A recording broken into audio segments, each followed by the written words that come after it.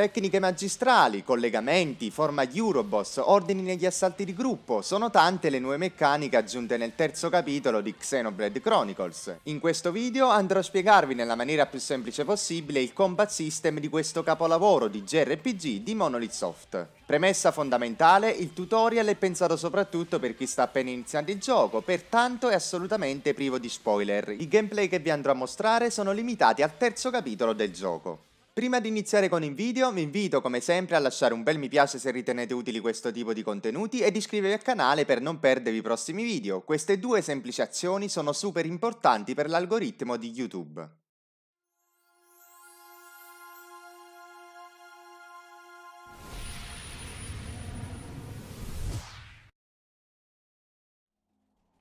La prima fase, prima di cominciare un qualsiasi scontro, è l'aggancio. In questo gioco vi basterà avvicinarvi ai nemici per far sì che il personaggio li agganci automaticamente e poi scegliere con L o R quello specifico da combattere. Da qui dobbiamo distinguere tre casi affinché inizi lo scontro. Se non siete di un bel po' di livelli superiore a quello del nemico, quest'ultimo vi attaccherà in automatico una volta che vi sarete avvicinati abbastanza. Al contrario, se il nemico scelto è di un sufficiente numero di livelli inferiore al vostro, sarete voi ad avere l'iniziativa e lo scontro partirà premendo il tasto A ed avvicinandovi abbastanza per colpirlo con un attacco automatico. Un'icona in basso a destra sopra le tecniche indicherà se siete alla giusta distanza per colpirlo. C'è inoltre una terza possibilità per avviare lo scontro, attirare il nemico premendo la freccia in alto. Ciò è molto utile quando il nostro obiettivo si trova in gruppo.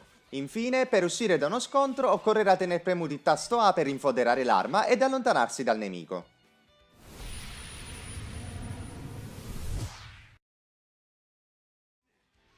Lo scopo di ogni combattimento è sconfiggere il nemico e i nemici che vi ritroverete di fronte, che vengono indicati per comodità con un numero che si trova in alto a destra. Ogni vostra azione, che sia un attacco o una cura, genererà l'ira dei nemici ed ognuno attaccherà il personaggio che avrà generato più ira fino a quel momento. Potete scoprire se un personaggio è preso di mira da un nemico tramite una linea tra di loro che li collega.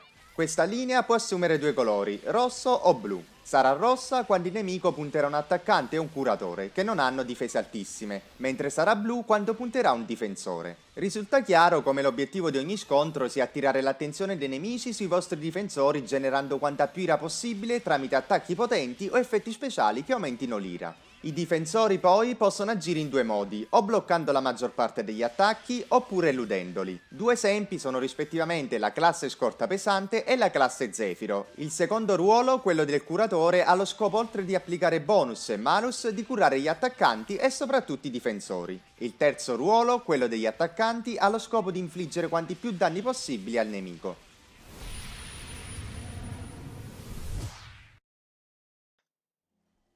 Durante la battaglia avrete a disposizione delle tecniche da utilizzare a seconda della classe del vostro personaggio visibili in basso a destra. Da notare che a seconda del vostro personaggio le tecniche avranno delle caratteristiche differenti. Se siete del team Kevs, ossia quello di Noah, Yuni e Lenz, le tecniche si caricheranno col passare del tempo, mentre se siete del team Agnus, ossia quello di Mio, Sene e Teion, si caricheranno con gli attacchi automatici. Una volta che avrete caricato le vostre tecniche potrete utilizzare i tasti X, Y e B per utilizzarle. Attenzione a verificarne bene gli effetti prima di usarle perché sono fondamentali. Ad esempio un'icona con delle frecce in basso a destra indicherà che quella tecnica ha un effetto ad area, mentre una con delle frecce con sotto un cerchio indicherà che genererà un campo in cui chi è all'interno riceverà determinati bonus. Inoltre, mettendovi in una specifica posizione rispetto al nemico utilizzando certe tecniche infliggerete più danni. Quindi risulta chiaro che il vostro posizionamento è essenziale, tanto che vi verrà anche notificato da una freccia posta sopra le tecniche. Se punterà verso l'alto significherà che sarete in posizione frontale rispetto al nemico, se punterà ai lati sarete in posizione laterale e se punterà verso il basso vi troverete alle spalle del nemico. Abbiamo poi anche altri effetti come respingimento o soffio che oltre a respingere il nemico possono anche interrompere il loro attacco. La tecnica personale, che si trova a destra ed è attivabile tramite il tasto A, si caricherà in base alle azioni di ruolo, azioni particolari da svolgere a seconda del ruolo che è il vostro personaggio. Per gli attaccanti occorrerà soddisfare i requisiti delle tecniche con effetti bonus di posizione. È possibile anche riempire la barra sferrando colpi critici o partecipando a combo. Per i curatori occorre eseguire tecniche con effetti di campo, è possibile anche riempire la barra applicando bonus, rimuovendo malus o soccorrendo gli alleati esanimi. Per i difensori occorrerà attirare l'attenzione dei nemici su di voi, è possibile anche riempire la barra eseguendo parate, elusioni o reazioni che interrompono gli attacchi nemici.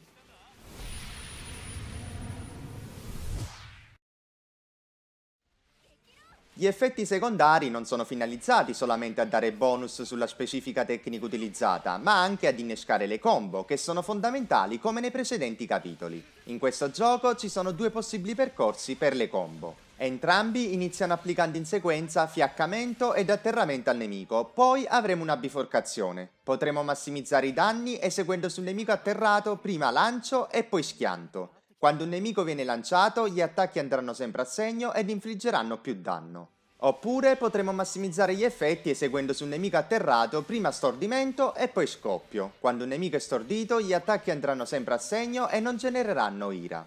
Per applicare queste singole combo avrete bisogno di tecniche che abbiano uno specifico effetto. Ad esempio, per eseguire la combo schianto potrete utilizzare la tecnica spadata della classe spadaccino che infligge fiaccamento, carica del toro della classe scorta pesante che infligge atterramento, presa a pressione della classe orco che infligge lancio e sciabolata tesa della classe schermitore lampo che infligge schianto.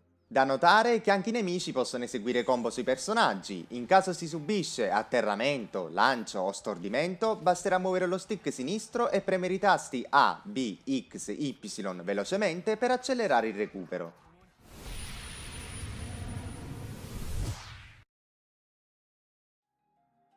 In questo terzo titolo della saga non sarete limitati ad uno specifico ruolo per ogni personaggio, ma potrete cambiare a vostro piacimento le classi dei protagonisti.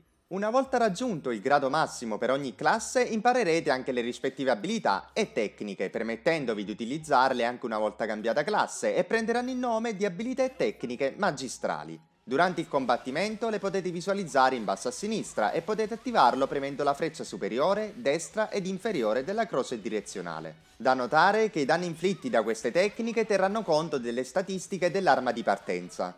Se non le utilizzerete appena se ne presenta l'occasione, ma attenderete che sia le tecniche di classe che quelle magistrali siano cariche, potrete utilizzare le tecniche di fusione che consistono in una risultante delle tue tecniche di partenza. Per utilizzarle vi basterà tener premuto ZR mentre scegliete la tecnica da utilizzare con X, Y o B.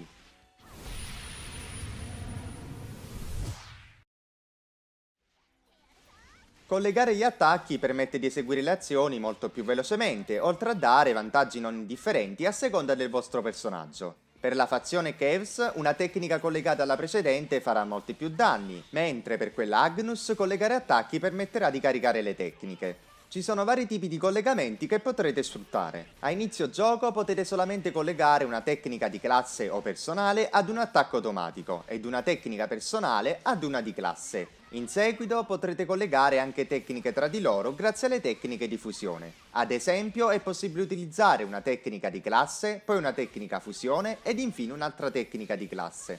Potrete collegare anche tecniche di fusione tra di loro e tecniche di fusione con tecniche personali.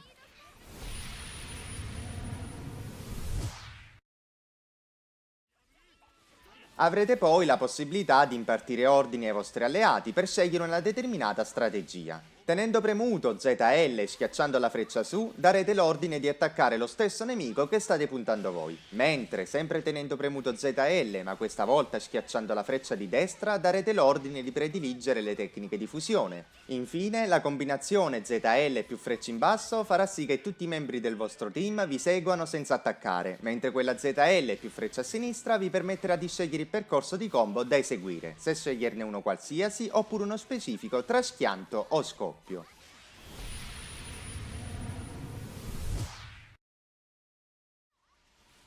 Premendo la freccia sinistra passerete alla forma Euroboss nella quale eseguirete attacchi molto più potenti. Questo potenziamento è limitato dalla barra di calore che potete visualizzare in alto a sinistra, che aumenterà col tempo con l'eseguire delle tecniche. Mentre siete in questa forma potrete utilizzare infatti 3 tecniche più una personale. La tecnica personale si riempirà in 2 modi, collegando attacchi automatici a tecniche o collegando tecniche tra loro. Sarete in grado di collegare gli attacchi automatici alle tecniche fin dall'inizio, mentre per collegare le tecniche tra loro dovrete sbloccare l'abilità collega tecniche nella mappa dell'anima nella sezione sintonia. Inoltre, per utilizzare mosse più potenti e ricaricare più velocemente la tecnica personale, è fondamentale entrare nella forma Euroboss con un alto livello di sintonia. In totale ci sono 3 livelli e per aumentarli vi basterà semplicemente seguire quante più tecniche fusione possibili.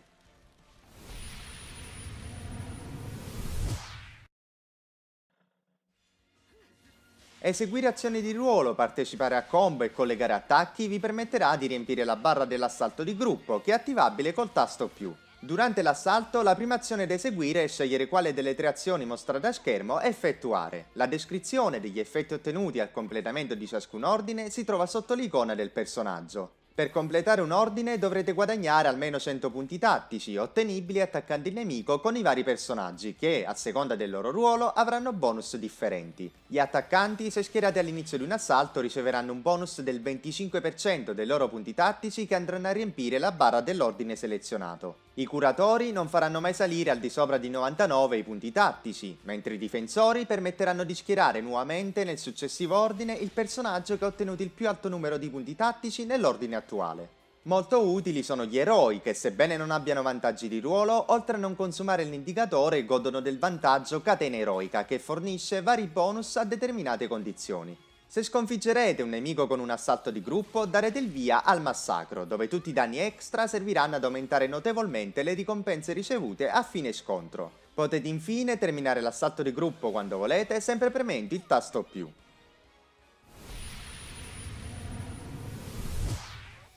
Bene, queste erano tutte le informazioni da sapere riguardo il combat system di Xenoblade Chronicles 3. Per questo tutorial ho evitato tutti gli spoiler riguardanti i successivi capitoli del gioco, ho intenzione di farne un altro molto più approfondito che riguarda anche i successivi capitoli tra qualche mese, quando la maggior parte di voi avrà terminato il gioco. Intanto, se amate la serie Xenoblade e Nintendo in generale e non volete perdervi le ultime novità, potete seguirmi su tutti i miei social, oltre a YouTube, anche Instagram e TikTok. Inoltre, se volete rimanere aggiornati sulle migliori offerte dei videogiochi Nintendo, potete entrare anche nel mio canale Telegram. Trovate il link al canale e agli altri miei social in descrizione e nel primo commento. In attesa del mio prossimo video, ciao e buon gaming a tutti!